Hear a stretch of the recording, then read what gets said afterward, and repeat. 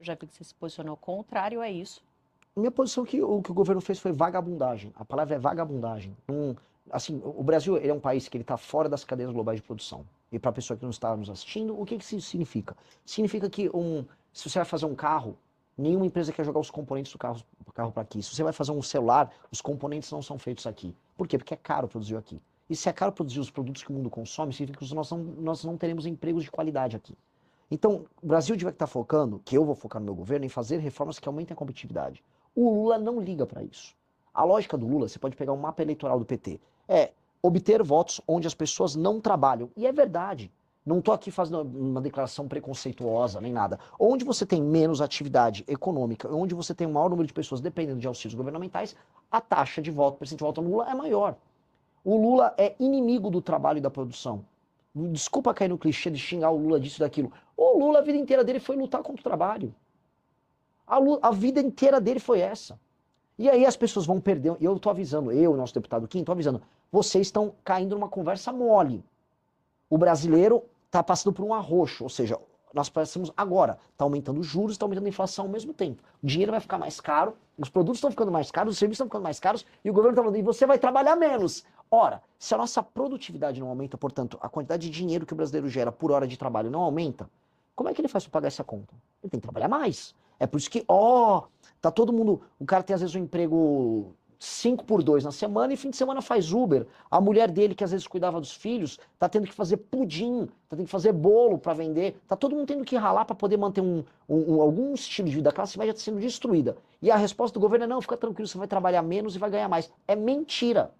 É mentira, é um estelionato, é papo de vagabundo do Lula. E assim, qual foi a resposta da direita? Porque tem a direita, vai aquele Nicolas Ferreira, aquele patife Flávio Bolsonaro, volta com o governo. Votou com o governo. Que coisa imunda. Não tem coragem de se posicionar porque tem medo de perder voto. E aí nós nos posicionamos contrários porque o que o Brasil precisa é flexibilização nas leis trabalhistas. Que é exatamente essa PEC. Ela gera alguma flexibilização porque ela faz com que você pague por hora, mas aceitando que houve uma diminuição de jornada de 44 para 40 horas. Ok, diminui de 44 para 40 horas. Isso vai fazer com que o brasileiro tenha que trabalhar, vá trabalhar menos? Não! O brasileiro vai fazer bico por fora. Todo mundo que tem restaurante, e mesmo agricultor já está combinando de fazer assim, ó. Olha, eu não vou poder, eu vou precisar que a gente trabalhe no sábado e no domingo. Então contrata os seus caras, você fala pro vizinho, eles trabalham até tal dia e aí nos outros dias eu vou ter que contratar. Só que para quem eles vão jogar o custo dessa ineficiência? É no preço da comida, vai jogar para o consumidor, vai diminuir as margens, já está todo mundo atolado, o agro está com um surto de recuperação judicial agora. É isso que o governo propõe? Enquanto ele aumenta os custos de quem trabalha e produz, os juros estão aumentando, porque o governo não para de gastar mal, a inflação está subindo, a gente está indo para uma crise gigantesca. O Brasil, não entrou num colapso econômico lá naquela crise do governo Dilma, você lembra? 2014, 15, 16? Porque surgiu a uberização. Porque foi na mesma época que chegaram os aplicativos no Brasil, e aí todo mundo que perdeu o emprego pôde virar entregador ou pôde virar motorista de Uber. E aí milhões, porque pensa assim, são milhões de motoristas, milhões de entregadores. E o núcleo familiar dessas pessoas? Quantas dezenas de milhões de pessoas não foram salvas da pobreza extrema nos grandes centros urbanos por conta da chegada da tecnologia? Hoje, eles estão tentando, vamos dizer, sabotar até essa atividade. E hoje, como eles evitam que o Brasil consiga gerar empregos de qualidade, eles estão jogando todo mundo numa mega informalidade. Não vai dar para ter todo mundo fazendo Uber agora. Não vai dar para todo mundo virar entregador. Ou seja, eles estão ferrando a vida dos mais pobres. E eles são irresponsáveis. Então, a nossa opinião é bem clara. Nós temos que flexibilizar as leis trabalhistas. E é flexibilização pagando por hora, gerando concorrência nos sindicatos, porque o que vai acontecer? Se você tem um sindicato A, B ou C de entregadores, e aí um sindicato ele tem uma estratégia mais eficiente para representar um conjunto de entregadores, ele pode fazer as negociações patronais. Estados Unidos tem isso, várias nações têm isso. Aqui não, você tem que ter um sindicato que tem uma federação lá, uma dessas confederações sindicais, que controla ele, ela faz os negócios que ela faz com as grandes empresas dele, porque todo mundo sabe, elege os deputados que ela precisa eleger, especialmente pelo PT, e não liga pro resultado do sindicalismo dela. Veja só, eu não sou contra sindicatos, eu tô falando aqui, tem que ter mais sindicatos concorrendo entre si, e paralelamente o trabalhador faz o contrato dele do jeito que ele quer fazer. E flexibiliza. As experiências internacionais vão todas na linha de quem flexibiliza, gera mais emprego e gera mais renda. Então, é o que nós temos que fazer. Se avançar, e é o que parece, a votação da redução da escala 6 por 1, você, se eleito, trilharia algum caminho para tentar derrubar? Eu faria diferente. Já que eles destruíram a CLT com isso, eu vou propor um novo regime de contratação paralelo. Porque, olha só, já existe. Vamos ser bem sinceros. Todo mundo que está nos assistindo aqui, deve ter pessoas que são comerciários, gente que trabalha com serviço.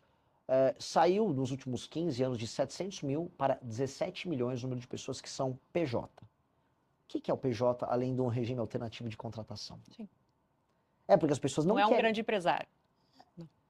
Então, o que está acontecendo? Né? O cara que virou PJ, ele não virou um businessman. Ele está vendendo a força de trabalho dele, dando um cambalacho na CLT, que não funciona. Ora, que tal nós aceitarmos que isso é um cambalacho e nós criarmos um regime alternativo formal, tudo certinho, bonitinho, a pessoa não precisa criar uma PJ, que ela trabalha como pessoa física e ela vende a força de trabalho e preste o serviço dela de maneira mais tranquila. Mas aí derrubando uma suposta redução da escala que Aí passaria, não? a pessoa é livre para fazer, porque o PJ já é Tá. livre Você para fazer. vai apresentar uma alternativa. Alternativa. Aí as pessoas misteriosamente vão preferir a alternativa. É isso que vai acontecer. Porque do jeito que está, é um regime mentiroso que o Lula está usando para se reeleger, enganando pessoas em áreas urbanas que vivem um drama. Qual é o drama do cara, da pequena porcentagem da população que vive na escala 6 por 1? Que é uma pequena porcentagem. CLT 6 por 1 não é o grosso das pessoas que trabalham no Brasil. Pois bem, é o cara que é um trabalhador urbano, que demora horas para sair de uma periferia e trabalhar numa região mais central e voltar. Esse cara gasta 2 horas, às vezes 3 horas, para ir e voltar do trabalho, todos os dias. Esse cara não tem vida, ele está exaurido ao longo da semana. E ainda ele tem o trabalho no sábado. Pois bem, esse é o cara que no início se empolgou com o fim da escala 6 por 1. Ele está sendo enganado, estão mentindo para ele. Só que o governo nunca ofereceu para esse cara infraestrutura, sistema de incentivos para a instalação de empresas em regiões mais periféricas. Aí esse cara poderia gastar quer dizer, podia economizar essas horas que ele está no transporte, trabalhando mais perto de casa. Ele não consegue. A grande maracutaia é que o trabalhador não consegue trabalhar perto de casa e tem um sistema de transporte precário. Como é que um cara que mora, vamos dizer, no extremo da zona oeste de São Paulo, vai de ônibus trabalhar, sei lá, em Moema, na zona sul? Demora 3 horas e pouco.